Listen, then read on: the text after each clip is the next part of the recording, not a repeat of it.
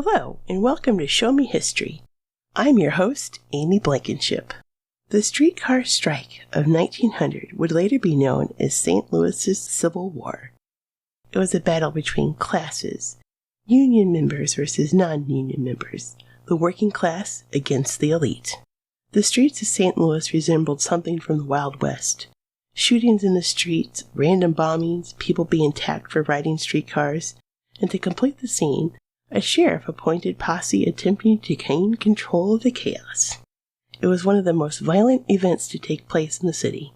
Beginning in May until the strike finally broke in September, 14 people were killed and hundreds were injured. How did we get to this state? In 1899, 10 independent streetcar companies operated in St. Louis City and County were consolidated into two companies, the St. Louis and Suburban Railroads and the St. Louis Transit Company.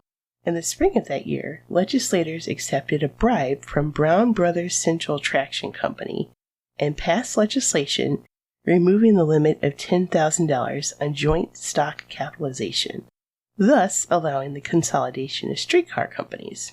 From this, the St. Louis Transit Company was formed to operate all city streetcar lines. So this is really a saga of two strikes. So let's take a look at the Suburban Railways first. This is a company that remained independent in the consolidation, but workers were not content with their situation. They organized Local 144 of the Amalgamated Association of Streetcar Railroad Employees. On April 21, 1900, a delegation from the Central Trade and Labor Union met with the suburban superintendent, Thomas Jenkins. The meeting consisted of one member of the union, one employee, and Jenkins. Jenkins would only agree to the employees' demands if the union stayed out of hiring, firing, and disciplining employees. This did not suit the other members of the party. On May 29th, the St. Louis and Suburban Railways went on strike. As workers abandoned their cars in the line, the company hired new men in their place. Incidents began immediately. An engineer and 3 guards at the Brentwood Powerhouse engaged in a gun battle with strikers and supporters. As a result, police were stationed along the lines to prevent any further issues. Accidents were reported almost daily. On May 3rd, a child fell on the tracks and was crushed. The inexperienced car operator didn't know how to conduct an emergency stop. The next day, a cook was run over on her way to work while crossing the tracks. On May 5th, a streetcar at the 6700 block of Manchester hit a produce wagon. All of these accidents were caused by replacement workers being inadequately or hastily trained. The strike caused not only accidents, but sabotage of company property. Company phone lines were cut from Webster Groves to Merrimack Highlands. Cars were stoned and shot at. Lines were trashed and ripped from the street. On May 9th, the suburban lines suspended all service except mail cars. Another strike had begun in the city, making it impossible to get past 14th Street. In a few days, service would resume with the protection of police officers. Luckily, the suburban strike did not last long. By May 15th, the company and the union had reached an agreement. The union would be recognized, union employees would be reinstated, work days would be 10 hours long, and workers would receive extra pay for hours outside their assigned shifts. Although things in the suburbs had settled down, the situation in the city was just beginning. The newly formed transit company changed the rules of their companies it acquired. They laid off workers, terminated duplicate lines, lengthened shifts from 14 to 17 hours, ran less cars, and had less stops along the lines. Former loyal employees to smaller lines came to feel like cogs in the transit company machine. Streetcars were the major mode of transportation. 40,000 people relied on them daily to get to work, school, and run errands in the city and the county. By 1900, 4,000 people were employed by 2 streetcar companies. 2,100 of them organized to form Local 131 of the Amalgamated Association of Railroad Employees of America. Not wanting any part of this, the St. Louis Transit Company fired any employee to be found part of the union. Men worked 12 to 16-hour days and made between 12 cents to 16 cents per hour. They were not fairly compensated for extra time worked. On March 17, 1900, streetcar employees attended an AASREA meeting at Harmony Hall to discuss their working conditions and produce a resolution.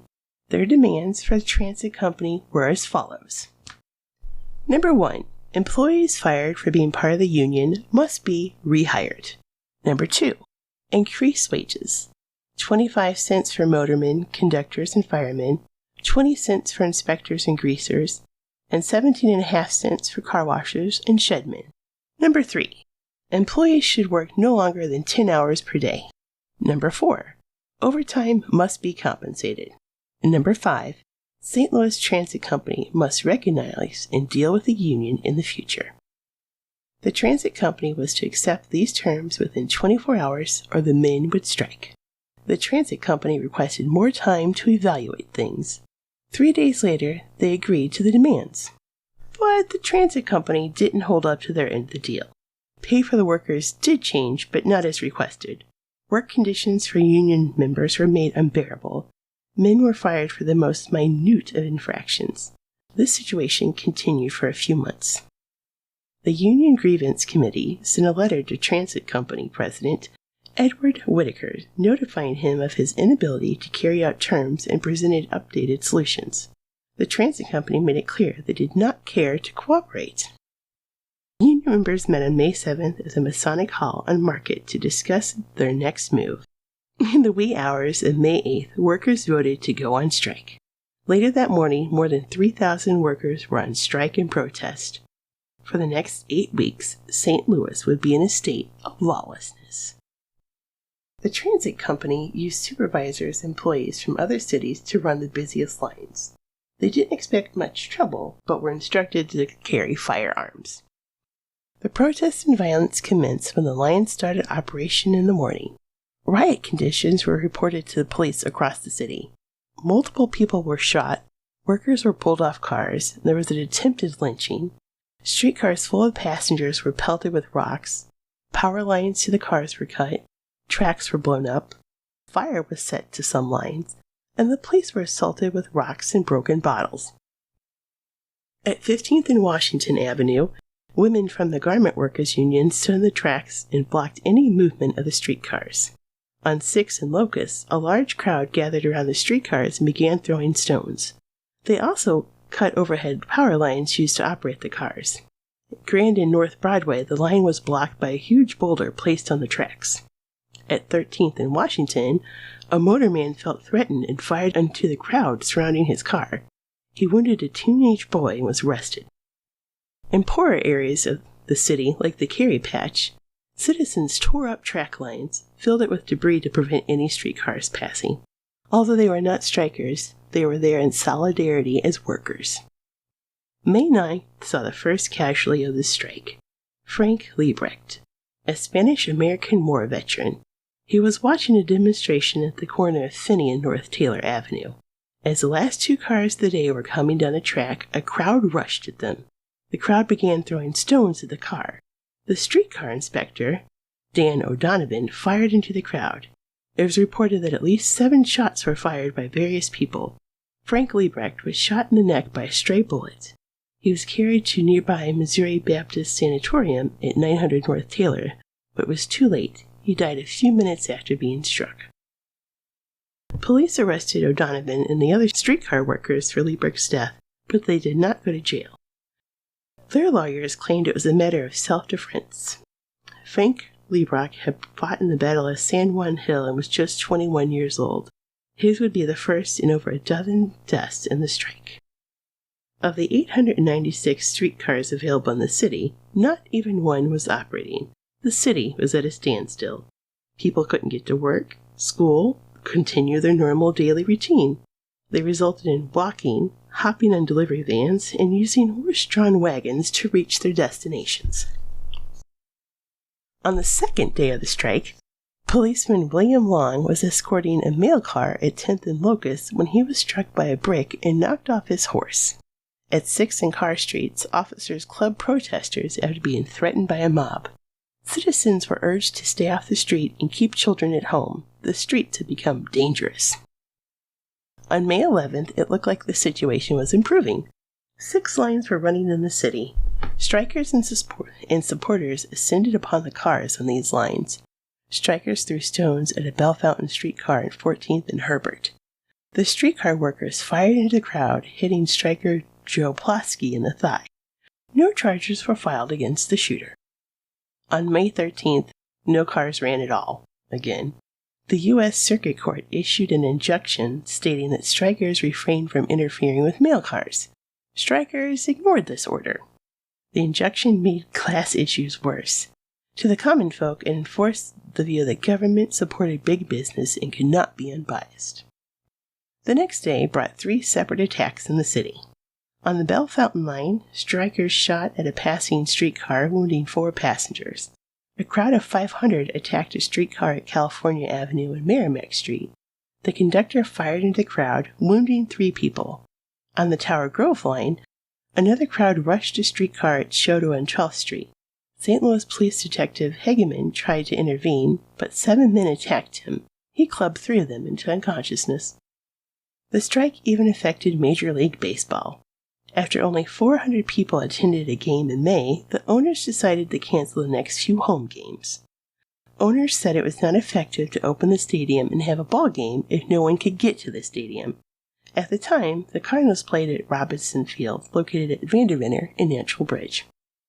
The situation was quiet, minus a few slight altercations for a few days, until a striker shot and killed a police officer. On May 31st, Albert Koenig was at the Ease & Son Saloon at the southwest corner of Broadway and Osage. The police were called as he was harassing customers, stating he was part of the union strike, and if people didn't agree with him, he was going to shoot them. The police arrived, and Koenig fled the scene. Later that evening, Koenig came back to the saloon and started harassing people again. Police ordered him to stop and drop his weapon. Koenig fired at Officer Dennis Crane. Crane never even brandished a weapon towards Koenig. Crane died later that night. After shooting Crane, Koenig fled to the back room of the saloon. Several police officers followed. Koenig put a revolver to the temple of Officer Mayer.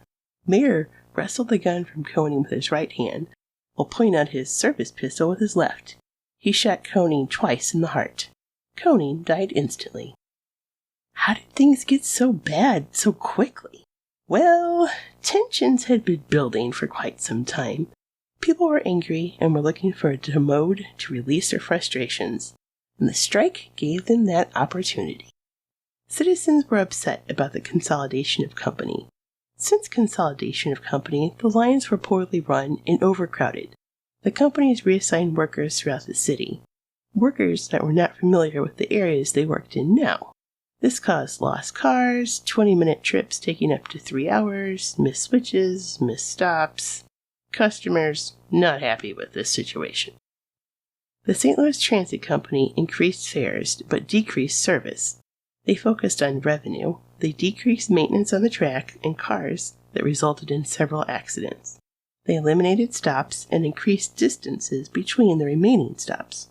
People were fed up with the poor service and safety issues. Poor views of the company were reinforced by the strike by the unwillingness to cooperate and settle.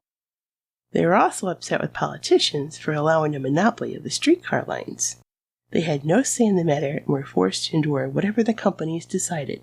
Politicians had run on antitrust campaigns, but now allowed the formation of St. Louis Transit and its monopoly over the entire city.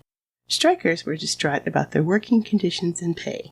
They gained support from fellow union members across the city and people who were angered by the streetcar company.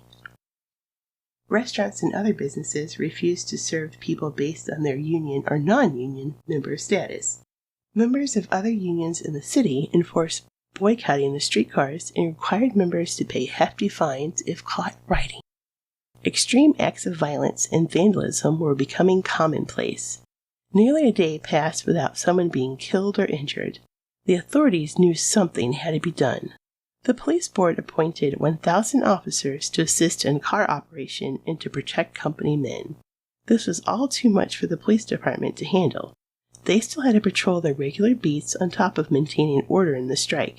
Missouri Governor Lawrence Stevens offered arbitration for the matter, but both sides declined. His next move was to ease some of the workload for the police. He didn't want to call upon the state militia just yet. So St. Louis was still in consideration for hosting the 1904 World's Fair, and by drawing such negative attention could sully the final decision of the committee. So, through a federal judge, the governor and Mayor Ziegenheim appointed St. Louis Sheriff John Pullman the ability to form a posse. Pullman deputized 2,500 men to serve in this posse. These men were members of the upper and elite class. Pullman and Mayor Ziegenheim believed that citizens of this caliber were not likely to be Union members. The posse men were armed with shotguns, but not trained how to use them. They were to protect transit company property and prevent vandalization and/or destruction. Led by Colonel John Cavender, a local realtor who acted to suppress the general strike in 1877, the men were instructed to, quote, make sure criminals reach the jail or the morgue, unquote. The appointing of judges, lawyers, and prominent businessmen to the posse did more harm than good in the strike situation. The strike broke open unspoken class resentment that had been simmering for years. Some people used it as an excuse to retaliate against the elite class of the city. Local union members and blue-collar workers sided with the strikers. They joined in protests, parades, and destroying transit company property. Meanwhile, members of the upper class tried to destroy these efforts at all cost. June 3rd brought a new act for the strikers. At the corner of 9th Street and Geyer Avenue, a crowd of 200 descended on a streetcar. They pulled a woman from the car, stripped her of all clothing, and began beating her. She was able to find a storm cellar to reprieve herself from the crowd, and she was the first of many women to experience this odd act. Known as the Washington Avenue Massacre, the worst of the strike occurred on June 10th. There was a strike demonstration on the north side of City Hall all day. The posse was monitoring the area to ensure no harm came of this. Around 3 p.m., a group of posse men were riding a streetcar when they saw 3 other men assault a woman getting off a different streetcar. The attacker was chased down 11th Street. The posse mistakenly believed the striker had ran into the yard of Frederick Bone. After finding the gate to the yard locked, a member of the posse fired a revolver through a knothole in the fence. The bullet hit Frederick Bone in the forehead and killed him instantly. Police searched the property for weapons and found none. Bone was an innocent bystander just watching the spectacle of a police-style chase in his own yard. While this scene was playing out, a group of strikers were returning from a picnic in East St. Louis. 800 strikers were invited to attend a lunch in East St. Louis hosted by the Belleville Local of Railroad Employers Union at Edgemont Park. The group returned to our side of the river via Eads Bridge, which emptied onto Washington Avenue. The posse knew they would be returning this route and were ready. Led by a bugle and a drum, the strike procession continued down Washington Avenue.